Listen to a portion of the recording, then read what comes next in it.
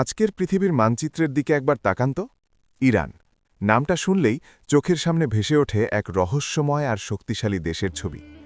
কিন্তু আপনি কি জানেন, আজকের এই ইরান বা প্রাচীনকালের সেই বিশাল পারস্য সাম্রাজ্য নিয়ে আজ থেকে ঠিক ১৪০০ বছর আগে এমন কিছু কথা বলা হয়েছিল যা শুনলে আজকের বড় বড় ইতিহাসবিদরাও অবাক হয়ে যান।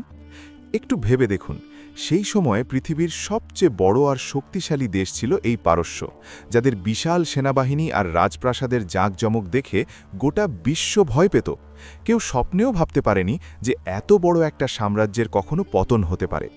অথচ তাদের থেকে হাজার মাইল দূরে আরবের এক ধুধু মরুভূমির বুকে বসে একজন মানুষ, হ্যাঁ, আমাদের প্রিয় নবী হজরত মুহাম্মদ সাল্লাল্লাহু আলাইহি ওয়াসাল্লাম, এই ইরান সম্পর্কে ২০টি লোম খাড়া করা ভবিষ্যৎবাণী করে গিয়েছিলেন। কি ছিল সেই কথাগুলোতে? কিভাবে তিনি হাজার মাইল দূর থেকে দেখতে পেয়েছিলেন পারস্যের সেই অহংকারী প্রাসাদের পতন? কিভাবে তিনি বলে গিয়েছিলেন এই ইরানের মানুষরাই একদিন ঈমানের আলো পৃথিবীর বুকে ছড়িয়ে দেবে? আবার এই ইরানের ইস্পাহান শহর থেকেই একদিন বের হবে শেষ জামানার সবচেয়ে ভয়ঙ্কর দল, দাজ্জালের অনুসারীরা। ১৪০০ বছর আগে বলা নবীজির সেই কথাগুলো কি আজ আমাদের চোখের সামনেই অক্ষরে অক্ষরে মিলে যাচ্ছে? ইরান নিয়ে করা সেই ২০টি ভবিষ্যৎবাণীর পেছনে লুকিয়ে আছে কোনো রহস্য? আজ আমরা সেই অজানা ইতিহাসই আপনাদের জানাব। এমন কিছু সত্য আজ আপনি শুনতে পাবেন যা জানার পর আপনি এক মুহূর্তের জন্যও চোখ সরাতে পারবেন না। তো চলুন হারিয়ে যাই ১৪০০ বছর আগের সেই রোমাঞ্চকর ইতিহাসে। চোখ বন্ধ করে একটু কল্পনা করুন তো, সময়টা আজ থেকে ১৪০০ বছর আগের। মদিনার পবিত্র মাটি, একটি সাধারণ মাটির ঘর যার ছাদ তৈরি খেজুর পাতা দিয়ে। সেখানে বসে আছেন আমাদের প্রিয় নবী হজরত মুহাম্মদ সাল্লাল্লাহু আলাইহি ওয়াসাল্লাম। তার চারপাশে গোল হয়ে বসে আছেন তার প্রাণপ্রিয় সাহাবীরা। তারা সবাই নীরবে নবীজির মুখের দিকে তাকিয়ে আছেন। নবীজি সাল্লাল্লাহু আলাইহি ওয়াসাল্লামের চোখ শুধু মদিনার সেই ছোট্ট গণ্ডির ভেতর সীমাবদ্ধ ছিল না। আল্লাহর দেওয়া নূরের আলোয় তিনি দেখতে পাচ্ছিলেন শত শত বছর পরের পৃথিবী। তিনি দেখতে পাচ্ছিলেন বিশাল বিশাল সাম্রাজ্যের উত্থান আর পতনের দৃশ্য। আর সেই ভবিষ্যৎবাণীগুলোর মধ্যে অন্যতম বিস্ময়কর ছিল পারস্য, অর্থাৎ আজকের ইরানকে নিয়ে করা কথাগুলো। আসুন সেই শিহরণ জাগানো ভবিষ্যৎবাণীগুলোর প্রথম ৫টি আজ আমরা গভীরভাবে অনুভব করি। পারস্য বা আজকের ইরানের মানুষদের মেধা আর জ্ঞানের প্রতি আল্লাহর রসুল সাল্লাল্লাহু আলাইহি ওয়াসাল্লাম কতটা উচ্চ ধারণা রাখতেন তা জানলে আপনি অবাক হয়ে যাবেন। একদিন নবীজির ওপর পবিত্র কোরআনের সূরা জুমুয়া নাজিল হল। সেখানে একটি আয়াত ছিল, আর এই বাণী তাদের জন্যেও যারা এখনও এদের সাথে মিলিত হয়নি। সাহাবীরা অবাক হলেন। তারা জিজ্ঞেস করলেন, ইয়া রাসূলাল্লাহ, এরা কারা যারা এখনও আমাদের সাথে মিলিত হয়নি? নবীজি কিছুক্ষণ নীরব থাকলেন। সেই মজলিসে বসেছিলেন হজরত সালমান ফার্সি রাদিয়াল্লাহু আনহু। তিনি ছিলেন পারস্য বা বর্তমান ইরানের একজন মানুষ, যিনি সত্যের খোঁজে নিজের রাজকীয় জীবন ছেড়ে মদিনায় এসে ইসলাম গ্রহণ করেছিলেন। নবীজি ধীর পায়ে এগিয়ে গেলেন। তার মুবারক হাতটি সালমান ফার্সি রাদিয়াল্লাহু আনহুর কাঁধের ওপর রাখলেন। তার চোখে তখন ভবিষ্যতের এক উজ্জ্বল দৃশ্য। তিনি এক অদ্ভুত মায়াবী কণ্ঠে বলে উঠলেন, ঈমান যদি সুরাইয়া নক্ষত্রের কাছেও চলে যায়, তবু পারস্যের কিছু মানুষ সেখান থেকেও তা আয়ত্ত করে নেবে। সহিহ বুখারী ও মুসলিম। একটু গভীরভাবে চিন্তা করুন তো, সুরাইয়া বা কৃত্তিকা নক্ষত্রমণ্ডলী পৃথিবী থেকে কত দূরে? আকাশের বিশাল শূন্যতায় হারিয়ে থাকা একটি নক্ষত্র। নবীজি বোঝাতে চাইলেন, জ্ঞান বা ঈমান যদি পৃথিবীর সীমানা ছাড়িয়ে আকাশের ওই দূরের নক্ষত্রেও গিয়ে পৌঁছায়, তবুও ইরানের বা পারস্যের মানুষেরা তাদের অদম্য মেধা আর জ্ঞান পিপাসা দিয়ে তা ঠিকই পৃথিবীতে ফিরিয়ে আনবে। ইতিহাস কি নবীজির এই কথা প্রমাণ করেছে? শুনলে আপনার গায়ের লোম খাড়া হয়ে যাবে। আমরা আজ যে সহিহ বুখারী পড়ি, তার রচয়িতা ছিলেন ইমাম বুখারী। তিনি ছিলেন একজন পার্সিয়ান। ইমাম মুসলিম, ইমাম আবু দাউদ, ইমাম তিরমিজি, ইবনে মাঝা, যাদের সংকলিত হাদিস ছাড়া আজ ইসলামী জ্ঞান অসম্পূর্ণ, তারা সবাই ছিলেন পারস্য অঞ্চলের মানুষ। শুধু কি তাই, চিকিৎসা বিজ্ঞানের জনক ইবনে সিনা, দর্শনের বিশাল নক্ষত্র ইমাম আল গাজ্জালি, ওমর খৈয়াম, আল খাওয়ারিজমি, ইসলামের সোনালী যুগের এই বিশাল বিশাল পণ্ডিতদের প্রায় সবাই ছিলেন পারস্য বা আজকের ইরান অঞ্চলের মানুষ। ১৪০০ বছর আগে আরবের মরুভূমিতে বসে একজন উম্মি অর্থাৎ নিরক্ষর নবী যা বলেছিলেন, হাজার বছরের ইতিহাস তাকে অক্ষরে অক্ষরে সত্যি প্রমাণ করেছে। এবার চলুন আপনাদের নিয়ে যাই 628 খ্রিস্টাব্দের এক উত্তাল সময়। হুদাইবিয়ার সন্ধি মাত্র শেষ হয়েছে। নবীজি তখন পৃথিবীর বড় বড় পরাশক্তি আর রাজাদের কাছে ইসলামের দাওয়াত দিয়ে চিঠি পাঠাচ্ছেন। তিনি পারস্যের পরাক্রমশালী সম্রাট খসরু পারভেজের কাছেও একটি চিঠি পাঠালেন। খসরু পারভেজ ছিল তৎকালীন বিশ্বের সবচেয়ে বড় সুপার পাওয়ার। অহংকারে তার পা মাটিতে পড়ত না। তার বিশাল সেনাবাহিনী আর রাজ সম্পদের কোনো হিসেব ছিল না। যখন তার দরবারে রাসূলের চিঠিটি পৌঁছল এবং পড়া শুরু হলো, বিসমিল্লাহির রহমানির রহিম, আল্লাহর রাসূল মুহাম্মদের পক্ষ থেকে পারস্যের সম্রাট খসরুর প্রতি। চিঠির শুরুতেই খসরুর নামের আগে নবীজি সাল্লাল্লাহু আলাইহি ওয়াসাল্লাম নিজের নাম দেওয়ায় খসরুর অহংকারে প্রচণ্ড আঘাত লাগল। সে রাগে অন্ধ হয়ে গেল। সে কাঁপতে কাঁপতে আল্লাহর নবীর পবিত্র চিঠিটি হাতে নিল এবং সবার সামনে টুকরো টুকরো করে ছিঁড়ে ফেলল। শুধু তাই নয়, সে চরম ধৃষ্টতা দেখিয়ে নির্দেশ দিল আরবের ওই নবীকে যেন বন্দি করে তার দরবারে নিয়ে আসা হয়। মদিনায় যখন এই দুঃসংবাদ পৌঁছাল, তখন সাহাবীরা চিন্তিত হয়ে পড়লেন। কিন্তু নবীজি সাল্লাল্লাহু আলাইহি ওয়াসাল্লাম একটুও ভয় পেলেন না, রাগও করলেন না। তিনি খুব শান্ত কিন্তু পাহাড়ের মতো অটল কণ্ঠে এমন একটি কথা বললেন যা পারস্যের ভাগ্য চিরতরে সিলগালা করে দিল। তিনি বললেন, খসরু যেমন আমার চিঠি টুকরো টুকরো করে ছিঁড়েছে, আল্লাহ তার সাম্রাজ্যকেও ঠিক সেভাবেই টুকরো টুকরো করে দেবেন। কি ঘটেছিল জানেন এরপর? মাত্র কয়েক দিনের ব্যবধান। খসরুর নিজ ঔরসজাত পুত্র শিরুয়া ক্ষমতার লোভে পাগল হয়ে গেল। রাতের অন্ধকারে সে তার নিজের পিতার বুকে খঞ্জর বসিয়ে দিল। যেই খসরু পারভেজ নিজেকে দেবতার মতো শক্তিশালী ভাবত, সে নির্মমভাবে খুন হল নিজেরই ছেলের হাতে। আর ঠিক সেই দিন থেকেই শুরু হলো পারস্য সাম্রাজ্যের পতন। নিজেদের মধ্যে গৃহযুদ্ধ, হত্যা আর ষড়যন্ত্রে টুকরো টুকরো হয়ে যেতে শুরু করল শত শত বছরের বিশাল সেই সাসানীয় সাম্রাজ্য। নবীজি সাল্লাল্লাহু আলাইহি ওয়াসাল্লামের মুখ থেকে বের হওয়া একটি মাত্র বাক্য, আর পৃথিবীর সবচেয়ে বড় সাম্রাজ্যের করুণ সমাপ্তি। সুবহানাল্লাহ। এই গল্পটি শুনলে আপনার অজান্তেই চোখে পানি চলে আসতে পারে। নবীজি সাল্লাল্লাহু আলাইহি ওয়াসাল্লাম যখন মক্কা থেকে মদিনায় হিজরত করছিলেন, তখন মক্কার কুরাইশরা তাকে ধরিয়ে দেওয়ার জন্য 100 উটের বিশাল পুরস্কার ঘোষণা করেছিল। সুরাকা বিন মালিক নামের এক দুর্ধর্ষ শিকারী সেই পুরস্কারের লোভে নবীজি সাল্লাল্লাহু আলাইহি ওয়াসাল্লামের পিছু নিল। মরুভূমির তপ্ত বালুর উপর দিয়ে সে তার ঘোড়া ছুটিয়ে নবীজির খুব কাছাকাছি চলে এলো। কিন্তু যতবারই সে আক্রমণের জন্য এগিয়ে যায়, ততবারই অলৌকিকভাবে তার ঘোড়ার পা বালুর ভেতরে দেবে যেতে লাগল। সুরাকা খুব চালাক লোক ছিল। সে বুঝতে পারল এই মানুষটি সাধারণ কোনো মানুষ নন, স্বয়ং আসমানের মালিক তাকে রক্ষা করছেন। সুরাকা নিজের ভুল বুঝতে পেরে ক্ষমা চাইল। দয়ার নবী তাকে ক্ষমা করে দিলেন। সুরাকা যখন ফিরে যাচ্ছিল, তখন ধুলোমাখা এক সাধারণ মুসাফিরের বেশে থাকা মুহাম্মদ সাল্লাল্লাহু আলাইহি ওয়াসাল্লাম তাকে পেছন থেকে ডাক দিলেন এবং এমন এক কথা বললেন যা শুনে সুরাকার পায়ের নিচ থেকে মাটি সরে যাওয়ার উপক্রম হল। নবীজি বললেন, হে সুরাকা, কেমন হবে সেই দিনটি যখন তুমি পারস্য সম্রাট কিসরার হাতের সোনার বালা দুটি তোমার 2 হাতে পড়বে? সুরাকা নিজের কানকে বিশ্বাস করতে পারছিল না। কিসরা, পৃথিবীর সবচেয়ে ক্ষমতাধর সম্রাট কিসরা, আর তার হাতের রাজকীয় বালা পড়বে এই মরুভূমির এক সাধারণ বেদুইন? এটা কিভাবে সম্ভব? সময় বয়ে চলল, বছর গড়িয়ে গেল। রাসূল সাল্লাল্লাহু আলাইহি ওয়াসাল্লাম পৃথিবী থেকে বিদায় নিলেন। হযরত আবু বকরের খেলাফত শেষ হল। এরপর এলো হযরত ওমর রাদিয়াল্লাহু আনহুর শাসনকাল। কাদিসিয়ার প্রাঙ্গণে মুসলিম বাহিনীর হাতে পারস্য সাম্রাজ্যের চূড়ান্ত পতন ঘটল।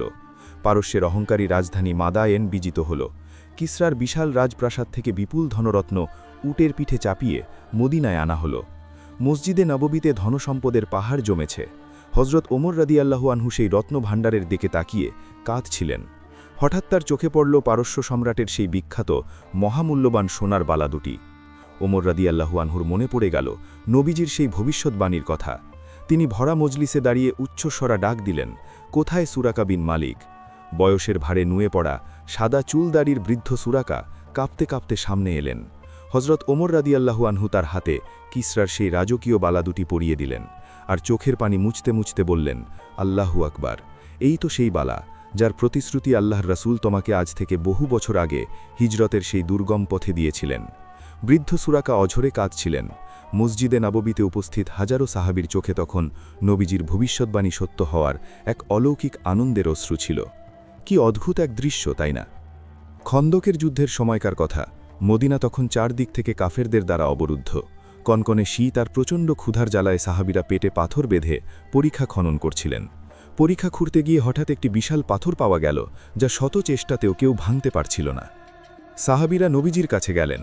নবীজি নিজে পরীক্ষায় নেমে এলেন। তিনি বিসমিল্লাহ বলে সেই পাথরে প্রথম আঘাত করলেন। পাথরের 1/3 ভেঙে গেল এবং একটি উজ্জ্বল স্ফুলিঙ্গ ছিটকে বেরোল। নবীজি তাকবীর দিলেন, আল্লাহু আকবার। এরপর তিনি বললেন, আমাকে সিরিয়ার চাবি দেওয়া হয়েছে।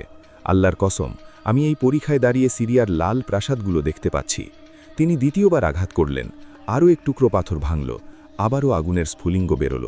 তিনি আবারও তাকবীর দিয়ে বললেন, আল্লাহু আকবার, আমাকে পারস্যের চাবি দেওয়া হয়েছে। আল্লাহর কসম, আমি এখান থেকে মাদায়েনের সাদা প্রাসাদগুলো দেখতে পাচ্ছি। সেই দিনগুলোতে আরবের মুনাফিকরা এই কথা শুনে আড়ালে হাসাহাসি করেছিল। তারা ব্যঙ্গ করে বলেছিল, নিজেদের পেট ভরে খাবার নেই, শৌচাগারে যাওয়ার নিরাপত্তা নেই, আর উনি স্বপ্ন দেখছেন পারস্যের সাদা প্রাসাদের। কিন্তু ইতিহাস বড়ই নিষ্ঠুর। আল্লাহ তার নবীর কথা মিথ্যা হতে দেননি। মাত্র কয়েক বছরের ব্যবধানে হজরত সাদ ইবনে আবি ওয়াক্কাস রাদিয়াল্লাহু আনহুয়ের নেতৃত্বে মুসলিম বাহিনী যখন পারস্যের রাজধানী মাদায়েনে প্রবেশ করল, তখন তাদের চোখের সামনে মাথা উঁচু করে দাঁড়িয়েছিল কিসরার সেই অহংকারের প্রতীক মাদায়েনের বিশাল শ্বেত প্রাসাদ বা হোয়াইট প্যালেস। সাহাবীরা অবাক বিস্ময়ে তাকিয়ে দেখলেন, সুবহান আল্লাহ, এই তো সেই প্রাসাদ যার কথা নবীজি খন্দকের পরীক্ষায় বসে চরম ক্ষুধার্ত অবস্থায় বলেছিলেন। সেদিন তারা ওই প্রাসাদের ভেতরে দাঁড়িয়ে কুরআনের আয়াত তেলাওয়াত করেছিলেন। আর এভাবেই সত্য হয়েছিল আরও একটি নিখুঁত ভবিষ্যৎবাণী। নবীজি তার সাহাবীদের প্রায়ই বলতেন, পারস্য এবং রোমের বিশাল ধনভাণ্ডার একদিন মুসলমানদের হাতে আসবে, এবং তা মানুষের ভোগবিলাসে নয়, বরং আল্লাহর পথে ব্যয় হবে। জাবের ইবনে সামুরা রাদিয়াল্লাহু আনহু থেকে বর্ণিত একটি হাদিসে রাসূল সাল্লাল্লাহু আলাইহি ওয়াসাল্লাম স্পষ্টভাবে বলেছেন, তোমাদের একদল মুসলিম অবশ্যই কিসরা বা পারস্য সম্রাটের শ্বেত গৃহ এবং তার ধনভাণ্ডার জয় করবে। হজরত ওমর রাদিয়াল্লাহু আনহুয়ের যুগে যখন কাদিসিয়ার মহাযুদ্ধ জয় হল, তখন পারস্যের রাজকোষ থেকে কোটি কোটি দিরহাম, মনেকে মন সোনা, রত্নখচিত তলোয়ার, কিসরার মুকুট এবং মহামূল্যবান গালিচা বা বাহারে কিসরা মদিনায় নিয়ে আসা হয়েছিল। এই বিপুল ধনসম্পদ দেখে তখনকার দিনের যে কোনো জাতির রাজা বাদশাহারা হয়তো আনন্দে পাগল হয়ে যেত, কিন্তু মুসলিমরা তা করেনি। এই সম্পদ কারো ব্যক্তিগত ব্যাংক ব্যালেন্সে জমা হয়নি, কারো ভোগবিলাসে ব্যয় হয়নি, বরং নবীজির কথা অনুযায়ী এই অঢেল সম্পদ ইসলামের প্রচার, প্রসার, রাস্তাঘাট নির্মাণ এবং গরিব দুঃখীদের কল্যাণে সমানভাবে বণ্টন করে দেওয়া হয়েছিল। পারস্যের সেই অহংকারের ধনভাণ্ডার অবশেষে পর্যবসিত হয়েছিল ইসলামের শক্তির অন্যতম উৎসে, যা পুরো বিশ্বে সাম্য ও শান্তির বাণী ছড়িয়ে দিতে সাহায্য করেছিল। কি আছে সেই ভবিষ্যৎবাণীগুলোতে? কেন ইস্পাহানের কথা বিশেষভাবে উল্লেখ করা হয়েছিল? আর খোরাসান থেকে আসা সেই বাহিনী আসলে কারা? চলুন 1400 বছর আগের সেই পাতাগুলো উল্টে দেখি। শেষ জামানা বা কেয়ামতের আগের সবচেয়ে ভয়ঙ্কর ফিতনার নাম হল দাজ্জাল। এই দাজ্জালের কথা শুনলে সাহাবীরা পর্যন্ত ভয়ে কেঁদে ফেলতেন। কিন্তু আপনি কি জানেন দাজ্জালের সবচেয়ে বড় এবং বিশ্বস্ত অনুসারীদের দল কোথা থেকে বের হবে? নবীজি আজ থেকে 1400 বছর আগে মদিনায় বসে নিখুঁতভাবে একটি শহরের নাম বলে গিয়েছিলেন। সেই শহরটি আরবে নয়, ইউরোপেও নয়, আমেরিকাতেও নয়। সেই শহরটি হল পারস্য বা আজকের ইরানের ইস্পাহান। সহিহ মুসলিমের একটি হাদিসে হজরত আনাস ইবনে মালিক রাদিয়াল্লাহু আনহু থেকে বর্ণিত, রাসূল সাল্লাল্লাহু আলাইহি ওয়াসাল্লাম বলেছেন, ইস্পাহানের 70,000 ইহুদি দাজ্জালের অনুসরণ করবে, আর তাদের গায়ে থাকবে তায়ালিসা, এক বিশেষ ধরনের সবুজ বা গাঢ় রঙের পার্সিয়ান শাল বা চাদর। একটু গভীরভাবে চিন্তা করে দেখুন তো, 1400 বছর আগে যখন এই হাদিসটি বলা হয়েছিল, তখন আরবের মানুষেরা ইস্পাহান শহরের নাম খুব একটা জানতই না। অথচ নবীজি শুধু শহরের নামই বলেননি, তিনি সেখানে কারা থাকবে এবং তাদের পরনের পোশাক কেমন হবে সেটাও বলে দিয়েছেন। আজকের আধুনিক যুগের দিকে তাকান, আপনি জানলে অবাক হবেন, বর্তমান মধ্যপ্রাচ্যে ইসরায়েলের পর সবচেয়ে বেশি ইহুদি বসবাস করে এই ইরানেই। আর ইরানের মধ্যে ইস্পাহান হল সেই জায়গা যাকে ইহুদিরা তাদের অন্যতম পবিত্র স্থান মনে করে। হাজার হাজার বছর ধরে সেখানে তাদের বিশাল বসতি রয়েছে। আজও যদি আপনি ইস্পাহানে যান, দেখবেন সেখানকার ঐতিহ্যবাহী পোশাকে সেই তায়ালিসা বা চাদরের প্রচলন রয়ে গেছে। কিভাবে সম্ভব? হাজার মাইল দূরের এক নিরক্ষর নবী কিভাবে জানলেন যে 1400 বছর পর ইরানের ওই নির্দিষ্ট শহরটিতেই এমন একটি জনগোষ্ঠী থাকবে যারা দাজ্জালের অপেক্ষায় বসে থাকবে? ইতিহাস আর ভূগোলের এই নিখুঁত মিল দেখে আজকের আধুনিক গবেষকদেরও আক্ষরিক অর্থেই ঘাম ছুটে যায়। ইরান নিয়ে কথা হবে আর খোরাসানের কথা আসবে না, তা কি হয়? প্রাচীন যুগে খোরাসান বলতে একটি বিশাল অঞ্চলকে বোঝানো হতো, যার বড় একটি অংশ জুড়ে রয়েছে আজকের ইরান, এবং এর সাথে রয়েছে আফগানিস্তান এবং মধ্য এশিয়ার কিছু অংশ। নবীজির অনেকগুলো ভবিষ্যৎবাণীতে এই খোরাসান অঞ্চলের কথা অত্যন্ত গুরুত্বের সাথে উঠে এসেছে। তিনি বলে গেছেন, শেষ জামানায় যখন পৃথিবী অন্যায় আর অত্যাচারে ভরে যাবে, তখন এই খোরাসানের দিক থেকে একদল সত্যপন্থী মানুষের উত্থান ঘটবে। তাদের হাতে থাকবে কালো পতাকা। হাদিসের গ্রন্থগুলোতে উল্লেখ আছে, নবীজি সাল্লাল্লাহু আলাইহি ওয়াসাল্লাম বলেছেন, যখন তোমরা দেখবে খোরাসানের দিক থেকে কালো পতাকাবাহী একটি দল এগিয়ে আসছে, তখন তোমরা তাদের সাথে যোগ দিও, কারণ তাদের মধ্যেই থাকবেন আল্লাহ খলিফা মাহদী। যদিও ইতিহাস জুড়ে এই কালো পতাকার নাম করে অনেক ভণ্ড বা মিথ্যাবাদী নিজেদের ফায়দা লোটার চেষ্টা করেছে, যেমন আব্বাসীয়রা একসময় কালো পতাকা ব্যবহার করেছিল, কিন্তু সত্যিকারের সেই কালো পতাকাবাহী দলটির আগমন এখনও বাকি। নবীজি বুঝিয়ে দিয়েছেন, আরবের বাইরে এই পারস্য বা ইরান আফগানিস্তান ঘেরা খোরাসানের পাহাড়ি অঞ্চলগুলোতেই লুকিয়ে আছে ইসলামের সেই হারানো শক্তি। যখন সময় হবে, তখন এই দুর্গম অঞ্চল থেকেই সত্যের বিজয় নিশান উড়বে। মরুভূমির বুকে দাঁড়িয়ে বলা সেই কথাগুলো আজ আমাদের এই অশান্ত পৃথিবীর দিকে তাকালে কতটা প্রাসঙ্গিক মনে হয়, একবার ভেবে দেখেছেন? আমরা প্রথম পর্বে জেনেছিলাম, পারস্য সম্রাট কিসরা যখন নবীজি সাল্লাল্লাহু আলাইহি ওয়াসাল্লামের চিঠি ছিঁড়ে ফেলেছিল, তখন নবীজি বলেছিলেন তার সাম্রাজ্য টুকরো টুকরো হয়ে যাবে। কিন্তু এখানেই শেষ নয়, নবীজি সাল্লাল্লাহু আলাইহি ওয়াসাল্লাম এর চেয়েও বড় এবং ভয়ঙ্কর একটি ভবিষ্যদ্বাণী করেছিলেন সেই অহংকারী সাম্রাজ্য নিয়ে। হজরত আবু হুরাইরা রাদিয়াল্লাহু তাআলা আনহু থেকে বর্ণিত, আল্লাহর রসূল অত্যন্ত দৃঢ়তার সাথে ঘোষণা করেছিলেন, যখন কিসরা বা পারস্য সম্রাট ধ্বংস হবে, এরপর আর কোনো কিসরা আসবে না, এবং যখন কায়সার বা রোম সম্রাট ধ্বংস হবে, এরপর আর কোনো কায়সার আসবে না। সহিহ বুখারী ও মুসলিম। কথাটা একটু ভালোভাবে খেয়াল করুন, এরপর আর কোনো কিসরা আসবে না। ইতিহাসের পাতা ঘাঁটলে আপনি অবাক হয়ে যাবেন, রোমান সাম্রাজ্য বা বাইজেন্টাইন সাম্রাজ্য কিন্তু মুসলমানদের হাতে পরাজয়ের পরও কয়েকশো বছর ধরে পৃথিবীর অন্য প্রান্তে টিকেছিল। কায়সার বা সিজার উপাধি নিয়ে অনেকেই রাজত্ব করেছিল। কিন্তু পারস্য বা ইরানের ক্ষেত্রে কি ঘটেছিল জানেন? কাদিসিয়ার যুদ্ধ এবং নিহাওয়ানদের যুদ্ধের পর বিশাল পারস্য সাম্রাজ্য এমনভাবে তাসের ঘরের মতো ভেঙে পড়েছিল যে এরপর পৃথিবীর বুকে ওই কিসরা বা পারস্য সম্রাটের বংশের আর কেউ কখনো মাথা তুলে দাঁড়াতে পারেনি। হাজার বছরের পুরনো সেই সাসানীয় সাম্রাজ্য চিরদিনের জন্য পৃথিবীর মানচিত্র থেকে মুছে গিয়েছিল। আজকের আধুনিক ইরানের দিকে তাকালেই আমরা দেখতে পাই, সেখানে আর কোনো অগ্নিকুণ্ড নেই। পুরো জাতি আজ এক আল্লাহর সিজদা করে। 1400 বছর আগে মহানবী সাল্লাল্লাহু আলাইহি ওয়াসাল্লাম যে আলোর প্রতিশ্রুতি দিয়েছিলেন, তা আজ পারস্যের প্রতিটি কোণায় ছড়িয়ে পড়েছে। এবার আপনাদের এমন একটি হাদিসের কথা শোনাব, যা শুনলে আপনি বুঝতে পারবেন নবীজির চোখের সামনে ভবিষ্যতের দৃশ্যগুলো কতটা পরিষ্কার ছিল। তিনি শুধু পারস্য বা রোমের বিজয়ের কথাই বলেননি, বরং তিনি একেবারে নিখুঁত একটি ধারাবাহিকতা বা সিরিয়াল বলে দিয়েছিলেন।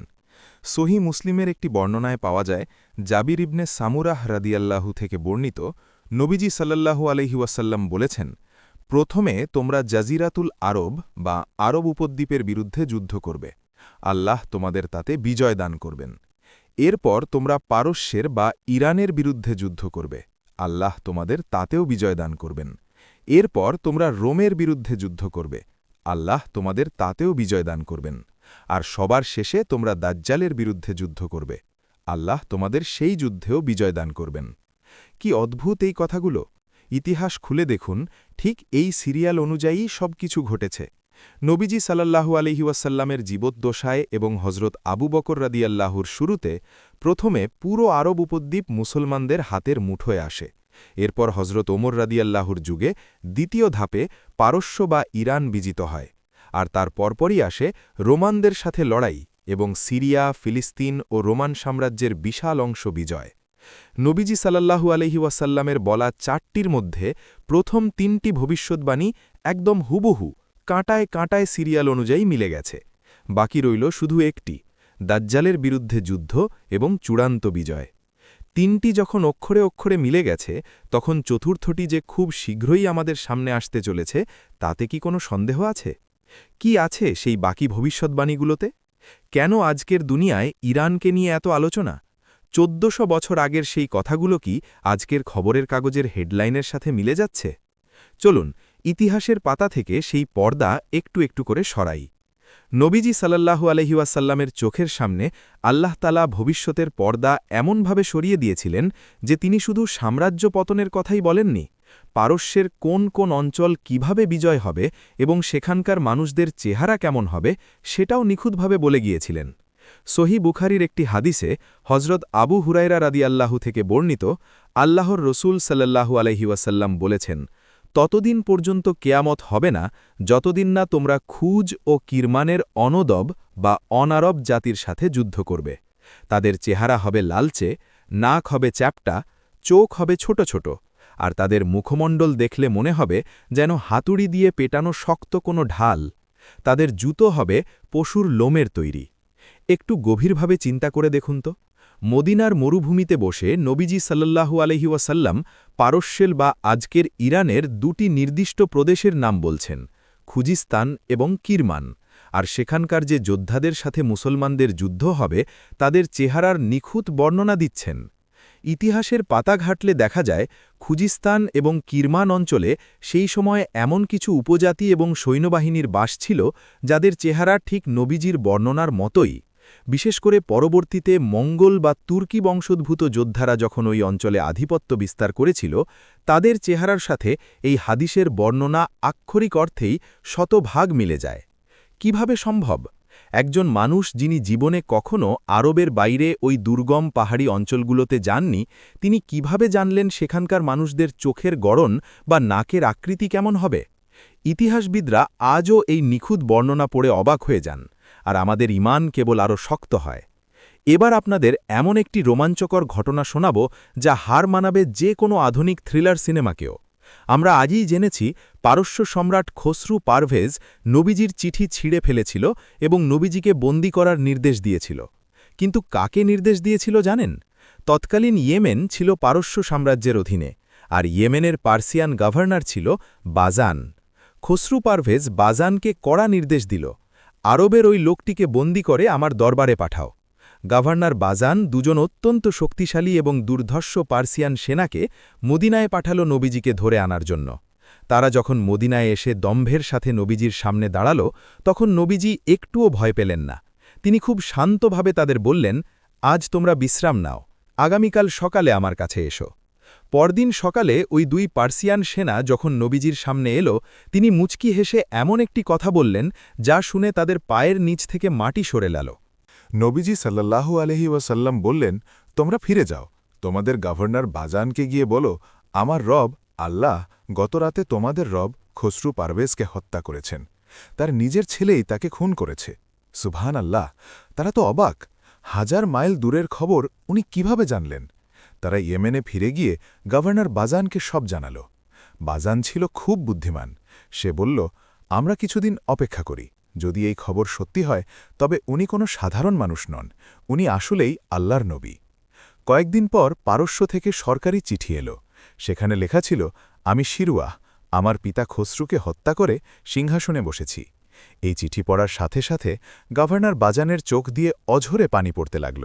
সে বুঝতে পারল আরবের মরুভূমিতে বসা ওই মানুষটি কোনো সাধারণ মানুষ নন।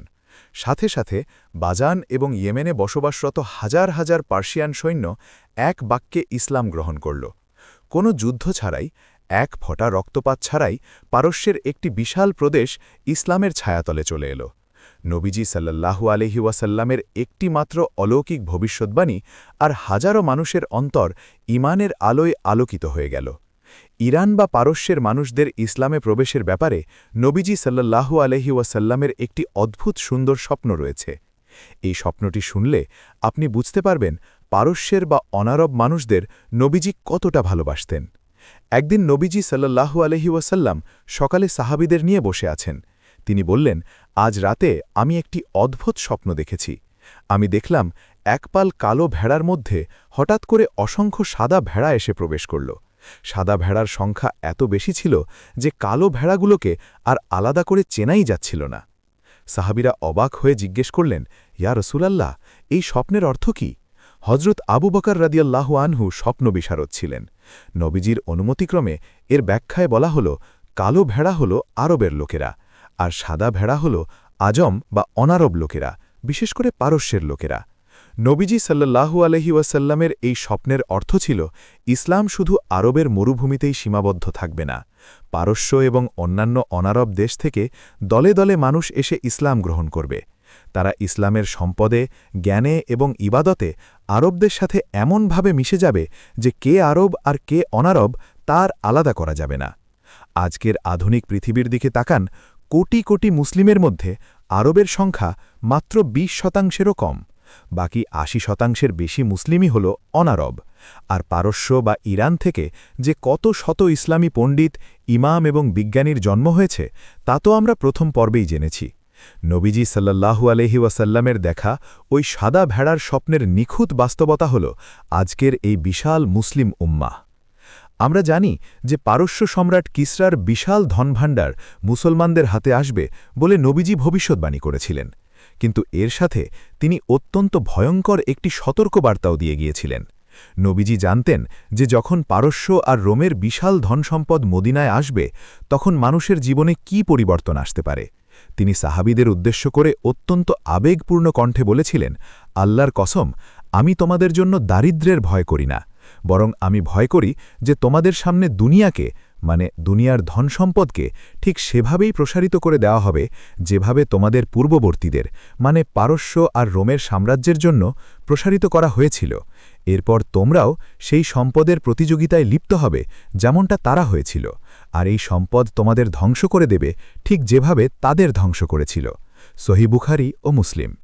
একটু খেয়াল করুন, পারস্য বিজয়ের পর সত্যিই যখন মদিনায় সম্পদের পাহাড় জমেছিল তখন মুসলমানদের জীবনযাত্রায় বিশাল পরিবর্তন আসতে শুরু করে।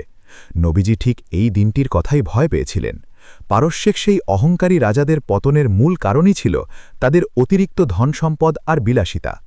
নবীজি তার উম্মতকে সতর্ক করেছিলেন, এই পারস্যের সম্পদ তোমাদের হাতে আসবে ঠিকই, কিন্তু তা যেন তোমাদের অন্তরকে পারস্যের রাজাদের মতো অহংকারী না করে দেয়।